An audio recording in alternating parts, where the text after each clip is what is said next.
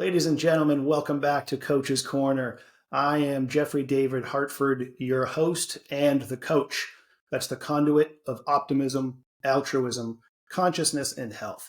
And today I have an absolute treat for you all. One of my dear friends, Tim Rothman. Tim, thanks so much for joining us. Thank you for having me. Man, it is truly my pleasure. I'm looking forward to hearing about some of the details of your recent experiences. Audience, I'll lay a little bit of a groundwork foundation, if you will. Tim and I have known each other for the better part of the past 20 years now, actually, and we've spent a lot of time together. Our families have spent a lot of time together, and as with many of us, is historically speaking anyway, that all started around partying and drinking and just having a good time together. And throughout that time, we really had an opportunity to get to know each other pretty well. Oftentimes it starts out pretty superficially, and alcohol kind of lubricates that, if you will. But I recall back to a couple of heart to hearts that we had while we were on vacation together in the Outer Banks that really meant the world to me and showed me a side of Tim that I felt energetically, but I didn't know definitively. So I'm really grateful for this relationship, this friendship. And the reason I brought him on today is because he has had a phenomenal experience recently. He's a yoga teacher, in addition to being a very successful real estate agent, just an all around successful guy. But he just spent a month, the whole month of February, in India going through some more studying for his yoga. And what's it? Jivamukti, it's called, right? I want to make sure I got that right. I made a note. Right. So with all that, Tim, I'll throw to you. We'll get your kind of reaction from that initial intro, and then I want to hear all about your yoga experience yourself, your personal practice that it started out in, back in the early 2000s, and what it's Yeah. evolved into professionally speaking. Yeah. So thank you for the warm introduction, Jeff. Of course. Yeah. Who would have thought all those years ago, sitting by the beach, cocktail in hand, watching the sunrise or sunset, would lead to this. But I'm Yeah, happy. man. I'm happy we're on this journey together. Likewise. Yeah, I knew at some point this part would come up, but especially where I laid the foundation of how much we spent time together, utilizing some substances such as alcohol. Yeah, definitely. How here we both are. I mean, I'm a little north of 2 years without any alcohol, and I know you've been on a similar path. So, wherever that path leads us, I'd love to hear, where did your yoga, your personal yoga journey begin? What got you into it originally, and how far into it were you in your own personal practice that you decided you needed to become an instructor and really devote your time to it? Yeah, I mean, it's a great question. So prior to turning 30, 45 now. So prior to turning 30, I was living in New York City. Um, I had been introduced to yoga a few times through various friends. My friend's wife taught, and she's an amazing woman. She's probably my first teacher, and I owe a lot to her. Mm. Um, but I was brought to the yoga mat by a friend in New York City. Um, just getting back into, exploring into who I was and myself after coming out of a relationship of a couple of years. Um, I was brought to a studio, Jivamukti studio in Union Square. I kind of went again with the mindset of what really is this? What is this going to really do for me? Oh, okay. So I like playing softball and I like being physically fit. So all right, great. I'll give this a chance. I hear great things about it. And I walked through those doors and I didn't know what to expect. Zero expectations. Sat down on the mat. Um, I was instructed to close my eyes. I was instructed to be still, and I was instructed to Om. I had no idea what Oming was. I Yeah. had no idea what meditation was. I had no idea what any of this was. I thought I was just going to a class to do some movement to make my body look better. Couldn't have been more wrong. um, Jivamukti is an all-encompassing practice. It's an integrated method of Ashtanga and Hatha. So you take into consideration breath work. You can take into consideration scripture and mantra and chanting and movement and sound. So I fell in love at the age of 29 with this type of class that was not just, go in, just put your mat down, go into a hot room or not go into a hot room, sweat for a couple minutes, do some poses, may be challenging, may not be challenging, try to look better than the next person or try to impress someone else in the room, to going to a classroom and closing my eyes and oming to start class, but then going in through breath work and then hearing the teacher talk about, you know, a focus of the month or something that they had incorporated in their life that changed their lives, that brought them to their mat. So my my practice really started there, and then it turned into my friend taking me to me being like, all right, let me go check this out. Let me go by myself. So I signed up. I probably got like a 10 class pack. I went and I was like, wow, this is really amazing. And then you kind of change, and not change like who you are, but you change kind of what you how you think and how you start to look at things and what your perspective is like. It was eye opening to me. So I was going, and then I started. You gravitate towards certain facilitators that really resonate with you, whomever it Mhm. may be. And then you continue to go, and I started developing a daily practice, and for probably all of 2010 and 11, I had a daily practice. Every morning, I would wake up, I would jump in my Vespa, I would drive from the Upper West Side down to Union Square, 7:30 in the morning. I would take class from 8 to 9:30, hour and a half, shower there, and then go and be in my office by 10 a.m. My life was, I felt like my life was very put together. I Mhm. was compassionate. I was dealing with life just a little bit differently. Stress wasn't as stressful.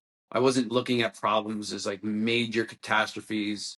And I was just dealing with life. So that's kind of where my journey started. Um, and through life's ebbs and flows, you know, uh, you, whether it's relationships or children or just, moving, um, I kind of got away from the studio and got away Mhm. from the practice. I would go and visit every once in a while, um, but I didn't have the outlet, the ability to have a daily practice. Probably after 2 years. So then I would go and return when I could, and stay in contact and take an online class here and there.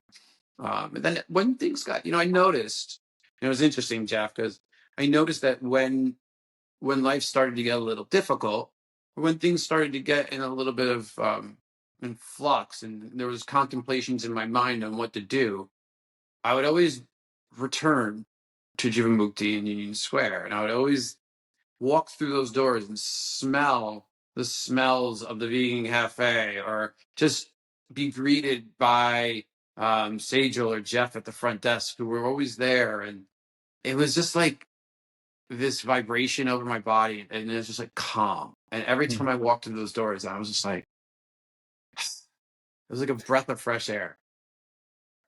And then you fall back into your practice, you come back to your practice, and then again, life ebbs and flows. You work through some stuff, and you go back to daily life. Mhm. Then the cycle happens again.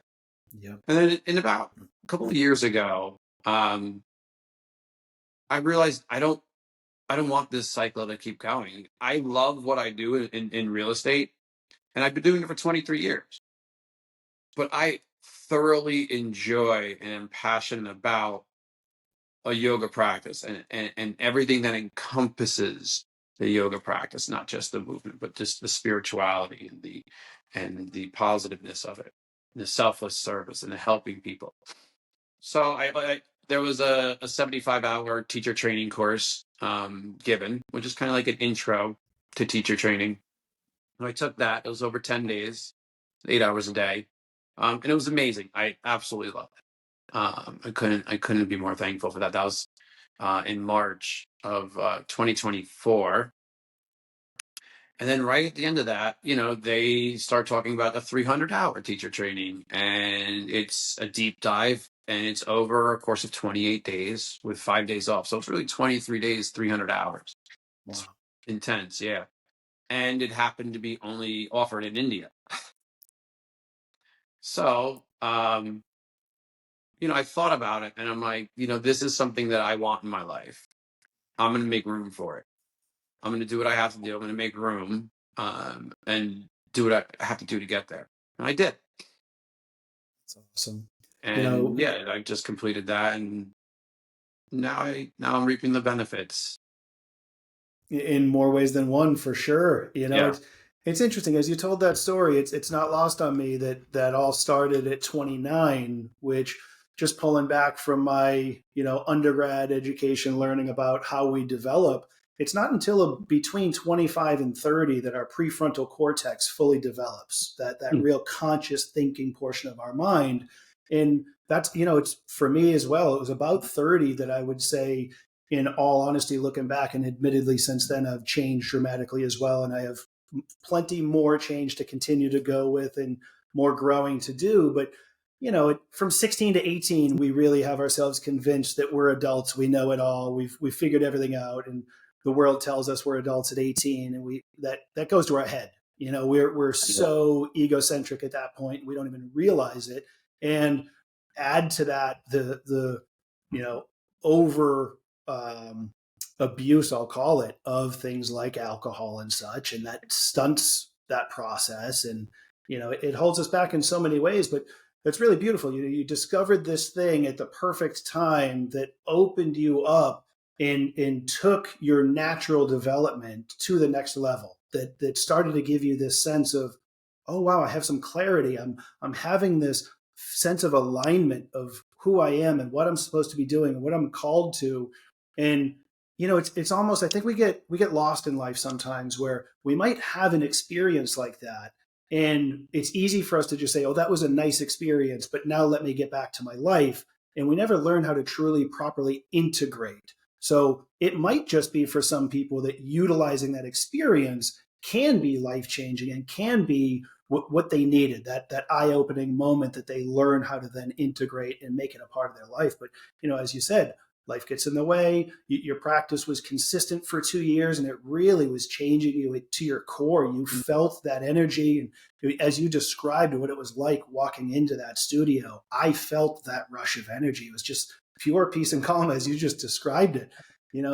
It's really, I love everything about it, man. I love what it did for you at 29, 30 years old. And I love that you've come back to it to the point that, now it's really opening you up to who you're truly meant to be, finding this alignment to your purpose, to your path, and now being able to share that with everybody else. And to go to the extent of a commitment. I mean, you go through the 75-hour program and you really enjoy that. You're now a teacher, you're an instructor. You could run with it, you could be the instructor, go run classes, make money, but you felt called to go to this deeper layer.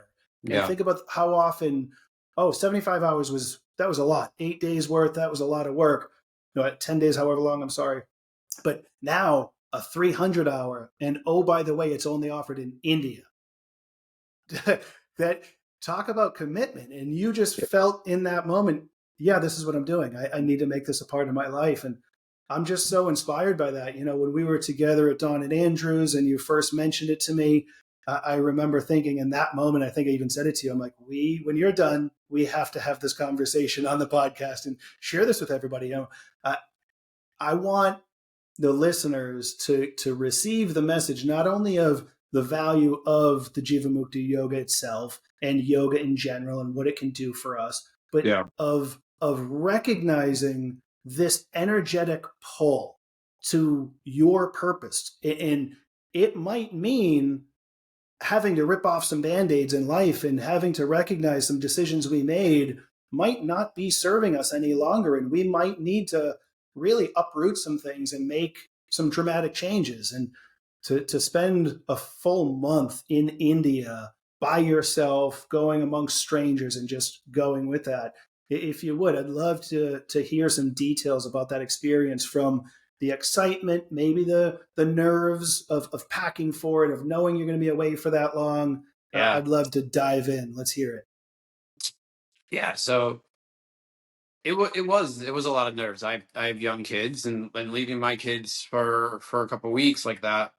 I've never been away from my kids for that long. So it was a lot to leading up to going away, setting in place, babysitters and care for them. So it was very stressful leading up to it. And I went completely out of my comfort zone. I knew nobody. There was 98 people enrolled in this, eight of which I were told from the United States, 90 of which were from outside the United States. Wow. So yeah, it was completely out of my comfort zone. I'm used to traveling. I like to travel and I love to travel. I've never Hmm. traveled that far and for that long by myself. So going into it, there was some nerves and excitement, and they were kind of like balancing each other off. Like I was nervous, I was excited, I was looking forward to it. I really went in again, very much like I walked into that studio all those years ago. I went in there with no expectations. Hmm. A few of my friends and colleagues who had done this teacher training either last year or years before, or my mentor in the city who has facilitated it and taught it, gave me some pointers and gave me some things that, like how to do, what to bring, what to pack, what not to pack. Hmm. But again, I went in with zero expectations of what to expect, and just upon my arrival in Mumbai, it took a while to get there. It's a 10.5 hour difference from New York. Wow. So you going into a 300-hour teacher training, you can't just all of a sudden take a flight and expect to hit the ground running. So there's an acclimation period in which you have to acclimate your body Hmm. to the time change. Sure. So that took a few days. And then, arriving in Mumbai and just hearing the stories and seeing the pictures on socials and all over the world about like Mumbai city. It's interesting. It's a very chaotic city, but it moves with a purpose. It Hmm. moves in unison with, and everybody knows the intricacies of where they are in space. It was just the traffic was mind-boggling, but the way it moved, it was like a dance. Wow. So the where I stayed was an eco village called Govardhan Eco Village. It was started by a Swami from America, from Chicago, Hmm. Rahadanath Swami. Um, he started this eco village as a give back to India, for giving to him his spiritual guidance in the 1970s, and we can go deeper into that. But Yeah. this is an eco village, 2.5 hours north of Mumbai, in the country, in the middle of nowhere. It produces it's walled in. It's got housing facilities, schools. They Hmm. produce their own electricity. They produce their own water. They have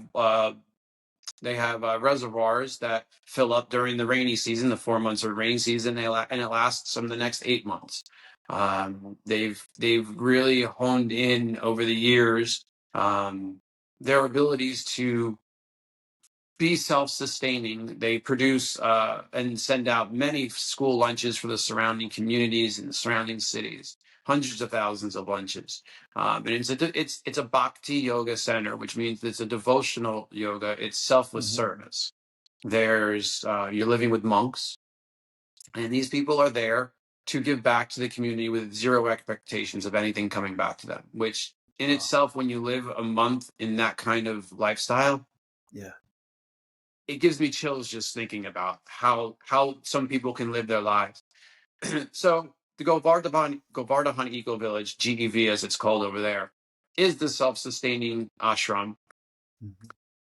And you pull into these wooden gates. Everything is, there's security and there's everything around there. So you're kind of secluded in this little town of a satsang, which is a group of like-minded people, Hmm. and everyone's kind of got the same goal. You hear school children, you see people walking around barefoot. It's clean, it's swept. Everyone is very, it's a Hare Krishna, it's a Krishna devotee. So Mhm. everyone, the salutations, everyone is Hare Krishna, Hare Krishna.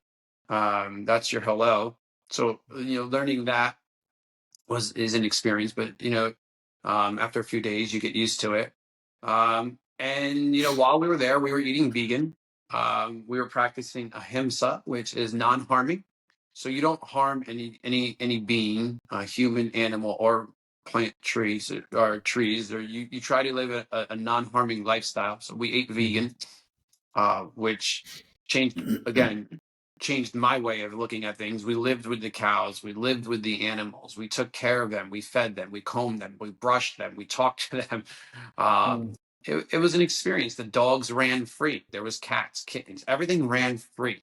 People took Wow. care of the cats. People took care of the dogs. It was just it was a very interesting setting. So upon getting there, you get your room.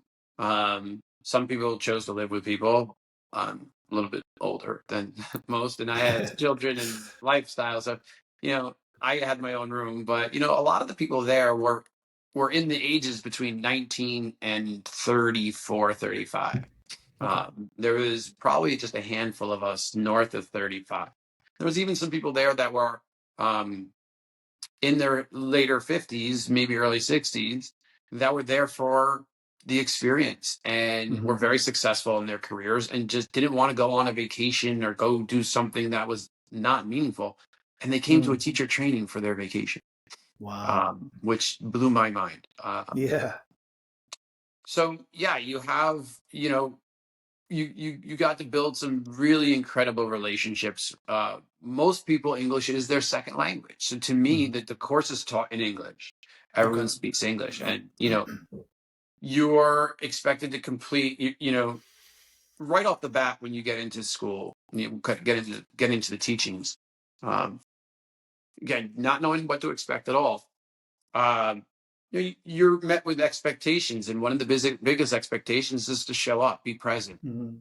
um, you don't put stress on yourselves over these things. You're planting a tree and you're gonna water the seed and you're gonna watch it grow. You can't expect a tree to grow in 28 days to full potential. Yeah. So that was very helpful. But it was, we held ourselves up to a certain level, us as students and as devotees of the Jivamukti lineage.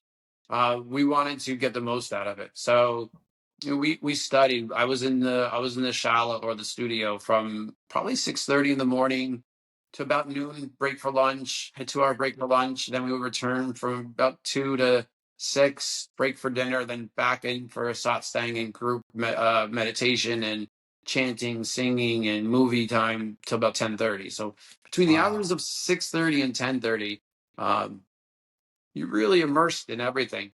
It was amazing. And then you you have time to, like I said, help the animals, help the people tend to the grounds, help with dinners, help with all the different movements that's going on within this facility. And really, you're not expecting anything back. And every night they have, every morning they have fire ceremonies where they're chanting to their whomever they. Again, it's not yoga is not a religion. So I want to make that Mhm. very clear. Yoga Yep. is not a religion. Hindu is a religion, but they are. We don't, as yogis, we don't push religion. Mhm. You believe in whomever you believe in, and you devote yourself to whomever you devote yourself to. And that is fine. Whatever religion it is, Yep. there's no there's no there's no one thing to follow. Yoga doesn't have a one track mentality. There's no dogma. So Mhm. you're there and you're doing your devotional practice, and it's really amazing just to see and hear all the different lives of all the different people and how they ended up here and how they gravitated towards this teacher training, and being on the older end of things.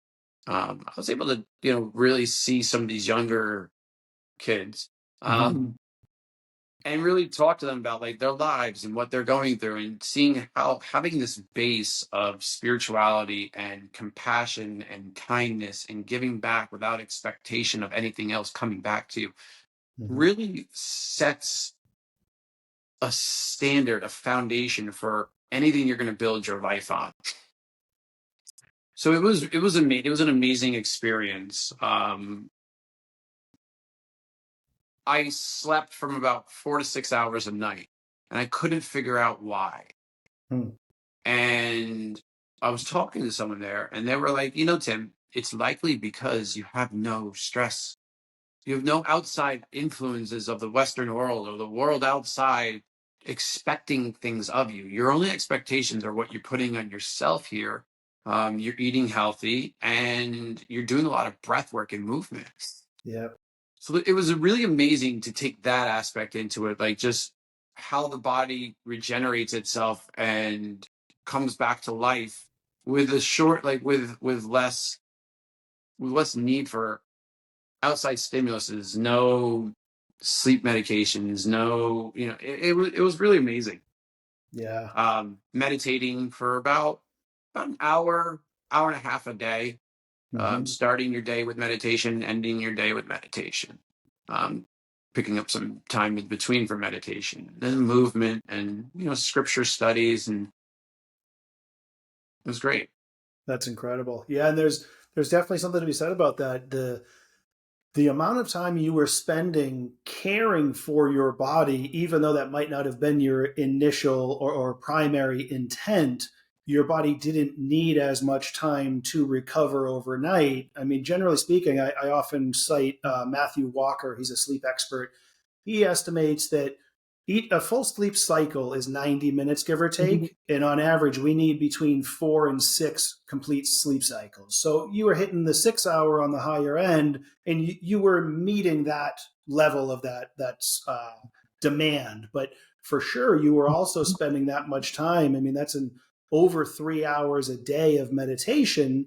And I've heard it estimated.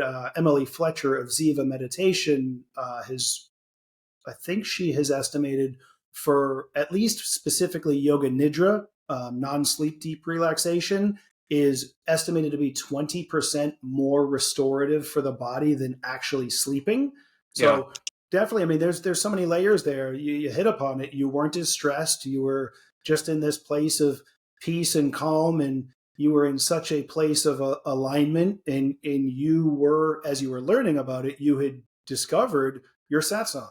This group of people who you are just so intimately, even though they're complete strangers, energetically speaking, you're all there for a clear purpose, and that purpose is shared. That yeah. alone is absolutely restorative. That's incredible.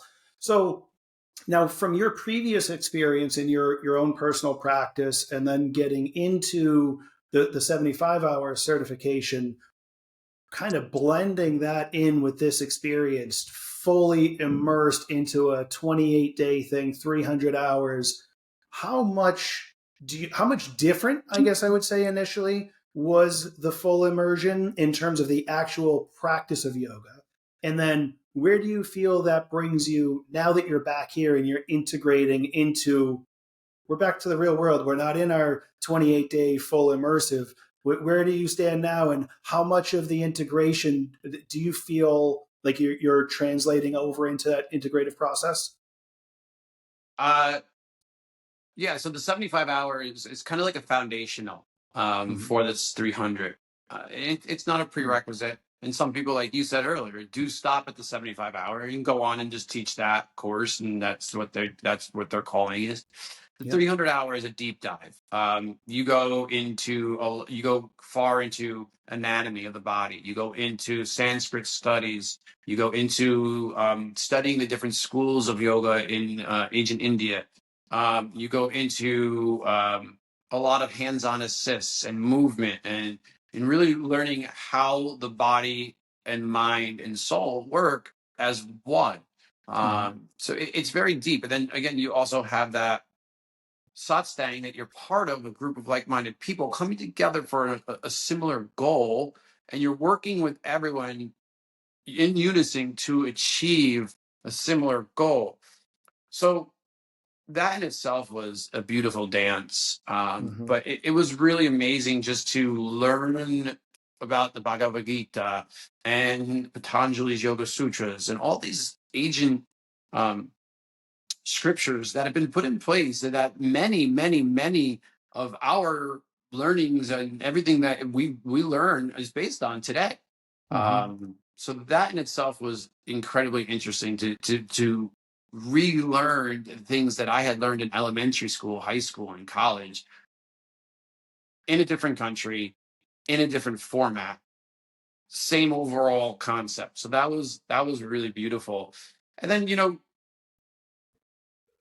my overall life is, I'm a giver. Like, I like to give. I like to do things for people. Was it always selfless service? Not necessarily. And that's kind of where, like, my perception on life had kind of changed in my time spent there and learning, is really doing things without the expectation of things coming back to you, and really treating all beings with compassion, trying to release the body, liberate the body from past karmas, and not carry new karmas into wherever you're going. So it's kind Hmm. of like a liberation in sense.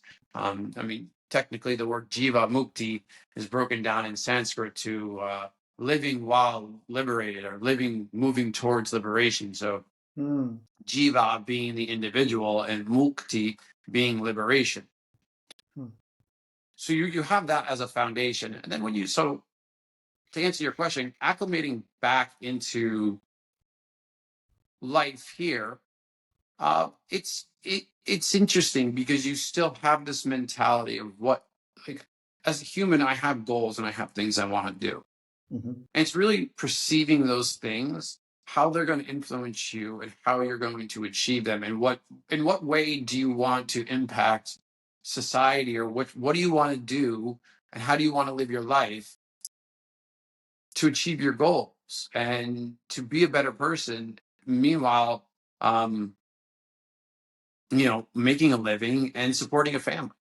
Hmm. So, in reality, it's very difficult to be a facilitator, yoga facilitator, and support a family. I mean, that's Hmm. the that and any wellness facilitator, sound, movement, breath, training, any kind of facilitator, a teacher of sorts. It's very difficult to put that together, and support a family. So, you know, coming back in, I felt I always had my real estate background, and then I just really started jumping in, and personally, this is just my personal story. I started teaching, or I have been teaching 7 days a week, 8 classes a week. And now I want to expand that onto bringing it into schools, bringing it into younger kids, to kind of build this foundation from a much earlier age. I see a lot of the younger kids, whether it's kids in my life, cousins, nephews, whatever they are, my kids and their friends, how they live their lives, and how wellness can be incorporated into that, and just the mentality of how you perceive things and how you act towards others has a resounding implications on how you live your life. Something you may be told, but you really, as a parent and as a father and in the community, you really have to live and lead rather than just talk about it and not lead. So you have to really, your actions have to back up your words. Yep. And that's something that's you got to really focus on and really work on doing, to lead for the kids. So that's a big part of, like, acclimating back into society, or acclimating back into this life for me, and then trying to bring some sort of business mentality to the aspect of wellness and of yoga, is another project that I'm working on. So yeah. That's awesome. Yeah, you got me, gave me chills a couple of different times there, but specifically talking about the kids, with my background in health and wellness as well, personal trainer for over 20 years now, massage therapist now. What is constantly going on in the back of my mind is I'm so grateful to be able to be of service to people and help them learn how their body works and teach them and be hands on and get people to see that the body's capable of healing itself. And that's a wonderful thing. But if we can instill that in children at a younger age and Yeah. make that part of, that they're quite literally in a state of hypnosis from the third trimester of the womb until 7 years old. And then even still, the brain is developing, as we talked about before. It's not until 25 to 30 that the prefrontal cortex fully develops. So that timeline beforehand, if we can have this impact on them while they're in this essentially hypnotic state, we can prepare them to take care of themselves for that whole period of time and not have to play catch up in their adulthood. So, I mean, boy, talk about just living that sense of purpose and finding a way to align with it, giving back. And, much like the analogy of planting a seed whose shade you will never sit under, dude, give it back and getting these children to understand that's special. I admire that, and I have a similar vision. Yeah. I know, like Yeah, we're both cut from the same cloth. We're parents first. We're fathers, and then it's like, what can we do to help our kids and help that generation become better people, and yeah, do do more for others. Um, and overall, it breeds a better human. that's a fact. Yeah, be of service. And as you said, it's actions speak louder than words. That's cliche at this point, but as most cliches, there's a lot of truth behind it. And I'll share a quick story. Over this past weekend, we had the opportunity to head back home and visit my brothers, and it's always such a special time getting the families together. And that in and of itself was great. But Jackson, our youngest, took it upon himself to essentially become our trainer. So we were out in the backyard on Saturday. It was a gorgeous day, 70 degrees and sunny. And he oftentimes my kids, and they get a lot of this from me, around a slightly larger group or a group that they haven't been around in a while, it takes them a little while to kind of break out of their shell. Mhm. And my brothers recognized this time Jackson didn't need any time. He was just there, and he was on a level I haven't seen in a while. So, I mean, you talk about action speaking louder than words. He clearly sees me live my lifestyle, be active. Not that I necessarily want to take all the credit for this because I was able to just sit back and be in my glory, but he'd go for this lap around their pool and then come back and point at somebody and say, okay, it's your turn. Okay, it's your turn.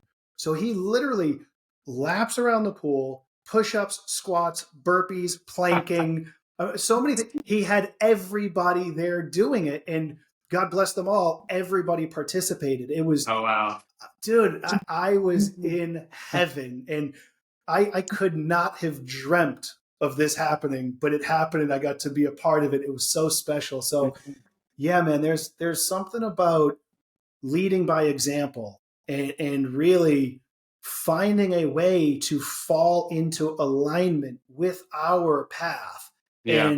and just living that, being authentic. That's you're doing it. And I guess a bit of a segue here, because this is apropos to both of us, as I alluded to before, of no longer drinking. Not to demonize it, it served its Yeah. purpose. I look back on it.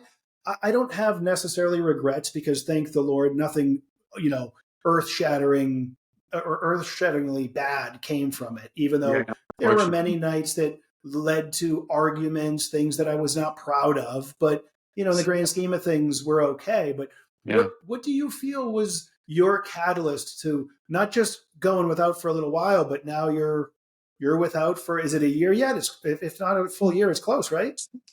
Yeah. So before we get into that, real quick, because I Yeah. have something on top of my head, with you and Jackson and leading the crew around the pool. I Yeah. also had a similar experience this weekend where I was going to drop my kids off with my mom to go to church, and my daughter was like, "I want to come to yoga with you, Dad." And my Awesome. daughter was 9. I was like, all right, well, I have a class and there's students, they're going to be there. So you just got to kind of like, it was her first time ever going to a yoga class at a studio. And so I was like, listen, there's people that pay to come to this class.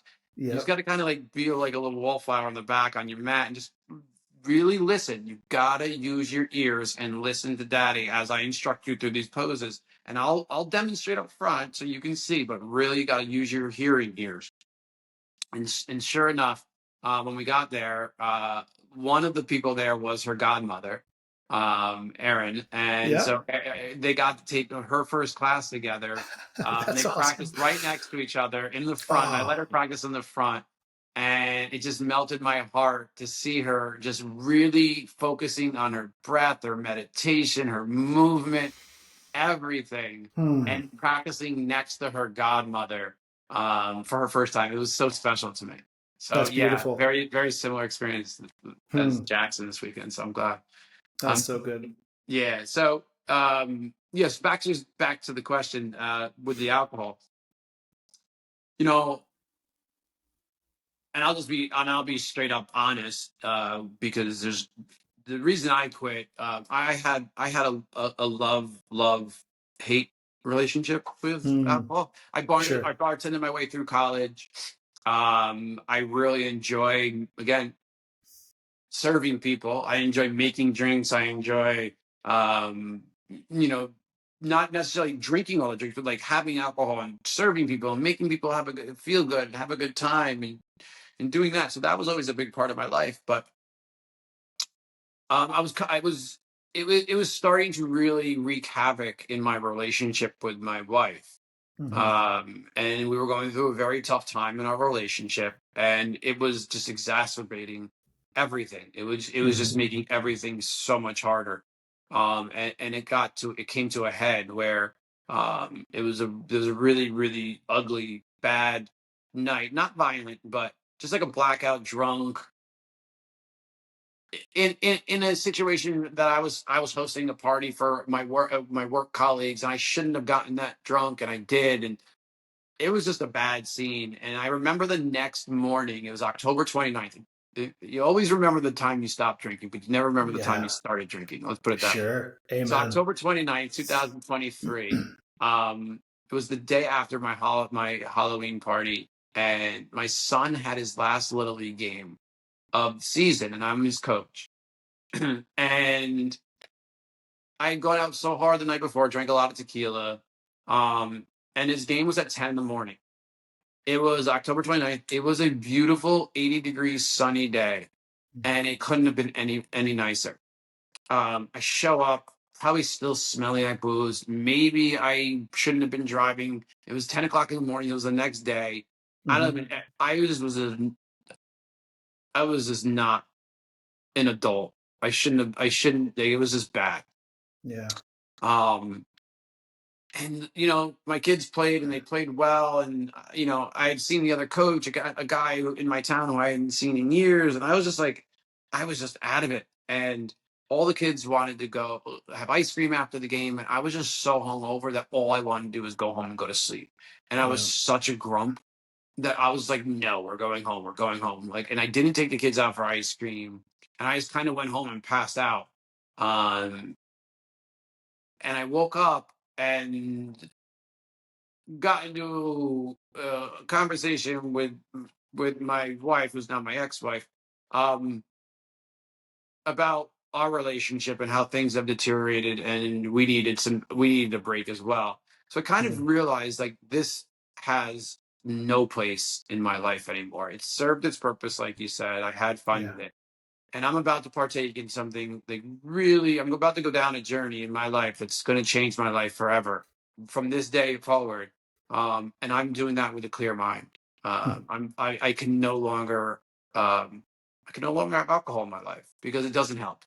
It doesn't help the situation during, it doesn't help the situation afterwards. So cold turkey, like that day, I was just like done. I'm no longer drinking. um Hmm. I kind of thought I would just last, during the process of my separation, but after about I don't know, there's probably like a tipping point of like 6 to 8 months, I feel, where you just feel so amazing every morning. Yeah. Mornings are so much better. Sleep is so much better. Um, yes, you miss it when you're out at restaurants and at dinner or ball games or by the pool. But nowadays they make such amazing replacements that Mhm. don't contain alcohol, Yeah, um, that you really can go through life without it. for And once sure. you do, I feel like once you do a long period of time without substance like that, um, you start to see the effects take place. Again, like I said, in your sleep, in your overall mentality, and the way you approach life, and the way you look at things, and then then you start to um, see how other people act when they're drunk or Yeah. when they've been drinking, and you start to almost form this opinion, being like, "Wow, is that what I was like? Did I really sound like that? Did I Hmm. really do that?" Like, that is not a good look. Like, that is not how I want to be anymore. And then you're on the other side of it. And I don't push it on anyone. This is my choice. Hmm. I made this Yep. choice for me. I don't I can go out with my friends. They can go have cocktails. They can go do whatever they want to do. I'll gladly drive anyone around. I'll drive anybody home. I'll make sure everybody and anybody is safe. And I'm not gonna say, "Oh, you drink, you're a bad person," or "You shouldn't have those drinks," or like, no matter what it is, like, that's your decision, and that's what you want to do. This is my decision. This is what I want to do. When I Yep. got back from India, I gave up meat. I ate vegan for the month. I came back and I was like, you know what? I don't need meat in my life anymore. Like, it's the way it's produced, and the chemicals, and the abuse, and the shelter. My decision. I Hmm. decided. I don't hold it against people. Um, and it's the same thing goes for alcohol. Like, I don't need it in my life, but I don't hold it against you. I don't hold it Yeah. against anybody who might want to drink, and that's your own decision. But you can attest to it, and anyone listening and watching this podcast can attest to it too. It's like, when you remove that from your life, things ultimately are always clear. Yeah. There's clarity throughout, and Yep. that is huge, because a lot of us, and I don't mean to ramble on about this, but we don't really remember the first time we drank. Like, Hmm. for a lot of us, it was in our teens, and we did it with peer pressure, or we did it with our peers to be cool or to get an effect. And then once you start, it's you don't really stop. I mean, it's just, is it when you stop, you remember the day you stop. That's right. Yeah, that's wild. There's a lot of parallels there. It's I was so back in the summer of 2018, Michelle and I together decided to go dry the whole summer because similarly, it was just leading to too many arguments. It wasn't good. And we knew, hey, we're working on this together. So we went the whole summer. And shockingly, it wasn't hard at all. And then it was like hitting the reset button in a sense. And then we resumed and things were good. Then January of 22, I decided to go January dry, and I did. And it continued about halfway through February. And I had a beer hanging out with Michelle and my brother and sister in law. And, over the course of that year, that whole calendar year, I had probably a combined 6 months that I didn't drink at all. And you absolutely touched upon it. You get to that point. So 20 January of 23 is when I said, okay, I'm going to go a month again. And then it just continued. Yeah, You wake up in the morning and you're like, hey, I feel great. And you sleep better. And the next morning's even better. And you feel even better. And it continues down this path. Still to this day, I'm like, how am I continuing to feel even better? And then I yeah, think about it, I'm like, maybe it's not that I'm literally continuing to feel better, like I'm going on this upward trajectory, but I do recognize that if I chose to drink and got intoxicated and got hungover, I know that would pull me down. So even if I'm just now staying level, that's so much higher than if I let myself go down. So, for me, it's a no brainer. I don't even miss it. I'm fine being around people that do it, but you're absolutely right. You see when people get to that point, they've had one too many. It's like, All right, I think I'll take that as my cue to head out of here. I don't need to be subjected to this. And same, yeah, I'm not telling anybody that they need to give it up. That's not my place. But if they ask me why, I'll be happy to tell them my story and the experience that I've had, and eternally grateful for this experience. But yeah, it's interesting. I do believe, as I look back, it did serve me. It played its role. It allowed me. It's at a certain point I think I was giving it credit for helping me to kind of loosen up a little bit and Oh, to help with what at the time I thought was a level of social anxiety. But well, what I've since discovered for me personally is it wasn't so much social anxiety, it's that as an empath, I am so sensitive to energy that if I'm around a whole massive group of makes other people, I internalize that energy and it really messes with me. And I never learned how to utilize that to my advantage, but I discovered far too young that a drink or two would silence that. violent. So Yeah. then I just felt like, oh, that's all I need is a couple of drinks and then I can be social and have a good time. But now as I've gotten older and I've done a lot of that self-reflection and I've had that sense of, oh, that's what was happening. So now I need to be able to protect my energy and not pull in any negativity. And if it's an energy that I have to be there for, let me actually be present and not be intoxicated. So it's just kind of finding what works for us, and I really admire that you're on that path and that it's opened up some doors to really discovering the truest, most authentic sense of yourself. This is it's a fun part of your journey to be on, and I think that's a good opportunity to share with people. I think you might have already alluded to it. You touched upon the fact that you're doing 7 days a week and 8 classes a week, but where can I imagine your classes are pretty full at this point as well? But the people that are listening that want to come partake, There's how do they go about coming in and joining your classes? so there's always room. Awesome. You're talking to someone who will practice mat to mat. Like a lot of times you'll go into a yoga studio and you'll see people with, you know, 6 to 12 inches between each mat.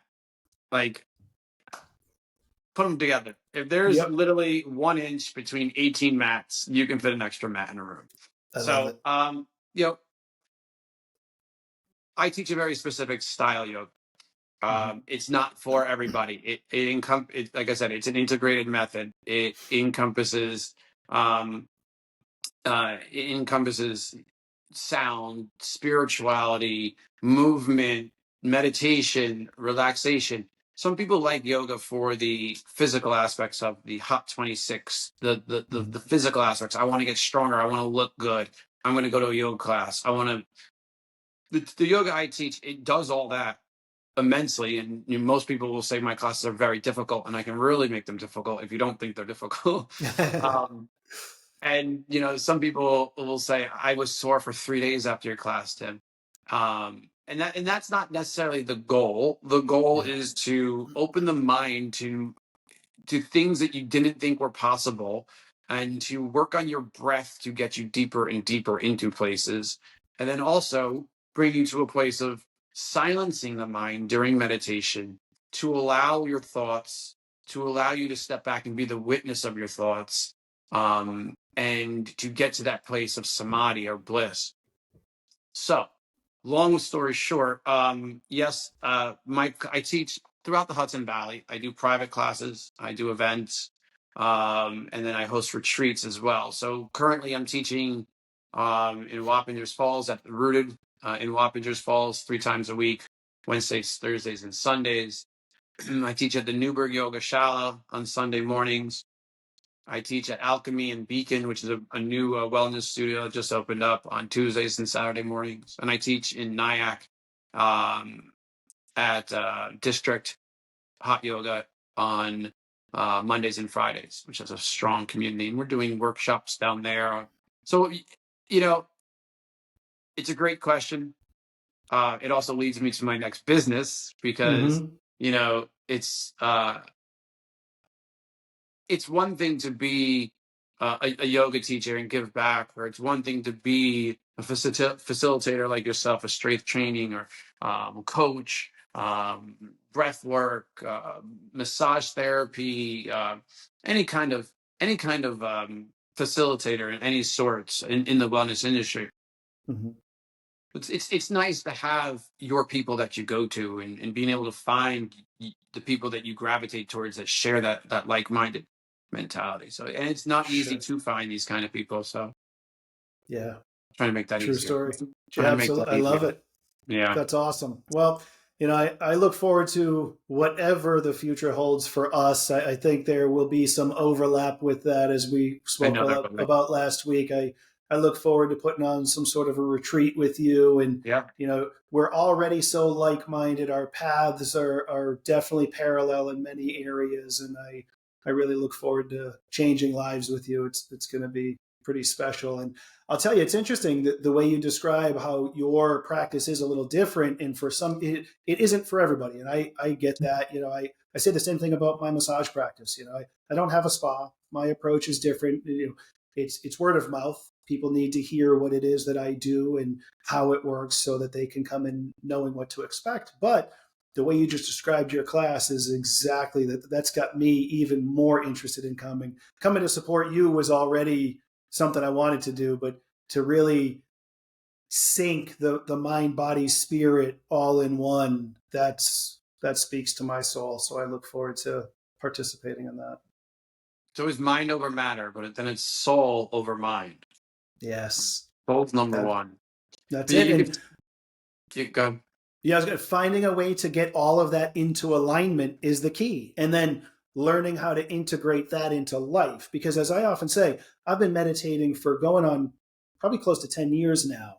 And I've really discovered so much about myself, to the point that as I was journaling this morning, I realized I got so good at being critical of the previous decisions I made and the things that did not serve me, that that's what I was training myself to do. Was okay, now criticize that and don't repeat that.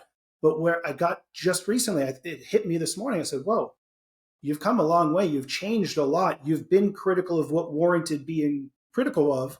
But now, as you look back at the things that you did and the decisions you made that did serve you and allowed you to serve others, and make it a point to work that stuff in if you aren't already. So that has been really powerful and moving, to feel like I'm about to really rise on that trajectory of, I leveled off for a while. I made some personal changes, and I've still got plenty to make, don't we all? But making the change to now truly fall in love with who you are as your authentic self, and open that up and let that flourish.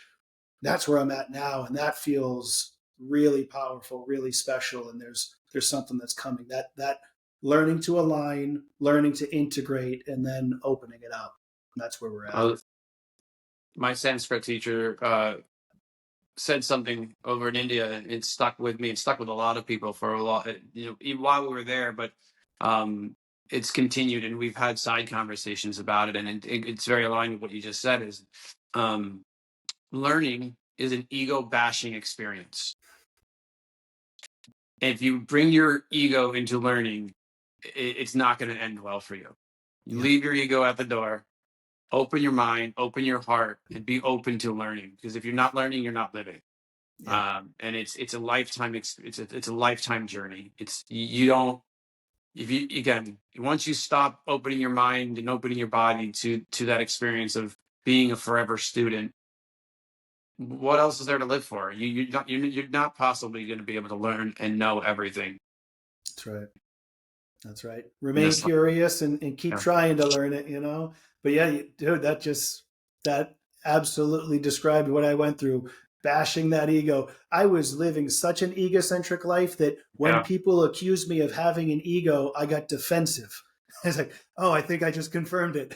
Yeah. Like, Yeah. if I wasn't so egocentric, that would have rolled right off. I wouldn't have even picked up on it. But it bothered Yes. me so much because I was in just such an egoic state. And that's all right. It served me. That's what got me to where I am today.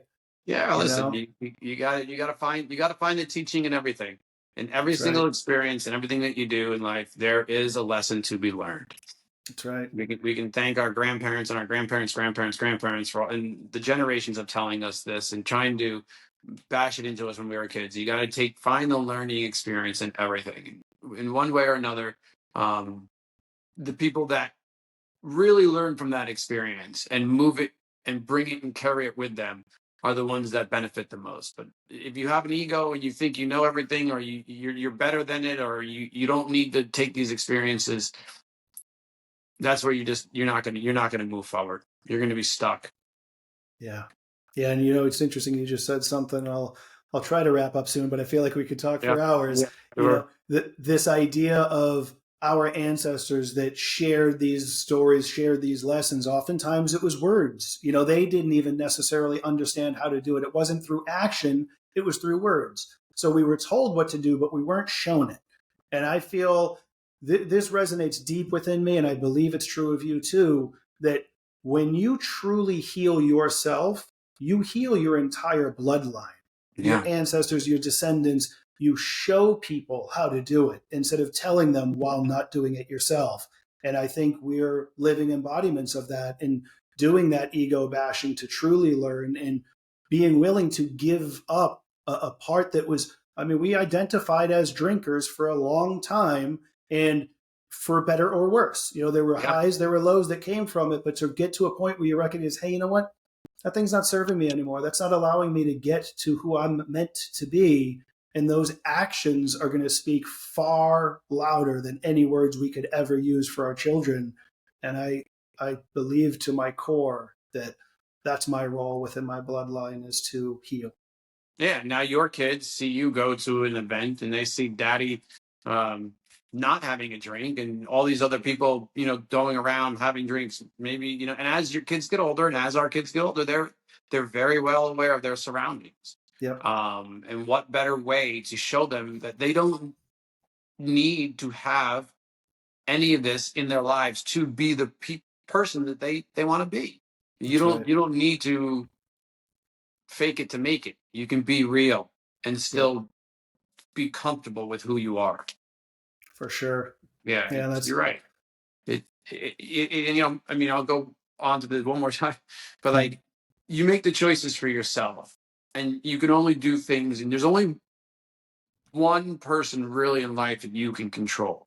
You Mm-hmm. can try to control other people, you can try to tell other people how to feel, but there's only one person in life that you can really control, and that's yourself. Yep. And lead by example, and don't try to push your thoughts on other people, but rather educate them and let them make educated decisions. That's a fact. Yeah, it's I've heard it put that the only thing that I can do for you is work on me, and the only Yeah. thing that you can do for me is work on you. And if we all recognize that and we look at that mirror and we're honest with ourselves and we do the work, things can only get better, man. And Yep. I'm here for it. You know, I've Yeah. for a long time now, I've been saying I feel that we are witnessing the crumbling of what I call the disempowerment paradigm. And we, you and I specifically, are a part of those that are really ushering in this empowerment paradigm. And we're starting it by empowering ourselves and Hmm. being there to be of service for those seeking guidance. We're not forcing it on anybody that's not looking for it. We're not shoving it down their throats, Yeah. telling them what to do. You know, to each their own. You know, Yep. I'm going to be on my journey. I'm going to be on my path, and if you wind up on my path and need guidance, I'm here for you, and I Exactly. look forward to it. You know, and it's Yeah. pretty special, man. I'm grateful for this. I'm grateful for your time. I'm absolutely grateful for the message that I know the audience is getting from this. And as I've said, I think I told you this when we talked last week, but my purpose of having these conversations is I get to learn something, my audience gets to learn something, and my guest gets to kind of promote themselves and share a story and put it out there. And this checked all those boxes and then some. So this was pretty fantastic. Thank you. Well, I couldn't be any more grateful for reaching out to me and asking me to join. It checks all my boxes. I know that we're aligned in that sense, but also you know it encompasses our friendship, our history as with family, Mhm. and the support that we've had for each other through the ups and downs. So Yeah. it hasn't always been rainbows and unicorns. Amen. True story, man. Well, listen, I'll be sure to put, I know I've got your Instagram profile. Yep. Any other way that people can contact you, or is that the best way? Instagram right now. Okay, I'm working on building something that if you follow me, you'll see. That's going to be put out for the facilitator community I love it. to be found. But yeah, right now my Instagram is probably the best way to find me. Cool. Well, I'll definitely put that in the show notes. I'm sure people will be contacting you. And when the time comes, maybe we'll do a round two and we'll do a little more active promotion once it's to that stage. I appreciate it. Absolutely. All right, audience, you know the drill. If you haven't by now, hit that subscribe button, like, comment, share, all that good stuff. And be sure to go check out Tim's Instagram. I'll put it in the show notes. Until then, have a blessed day. Thank Thank you. you. That was awesome. Do I Thank stay? you. Do I leave? Yeah, hang out with me. It's saying something went wrong. What's going on?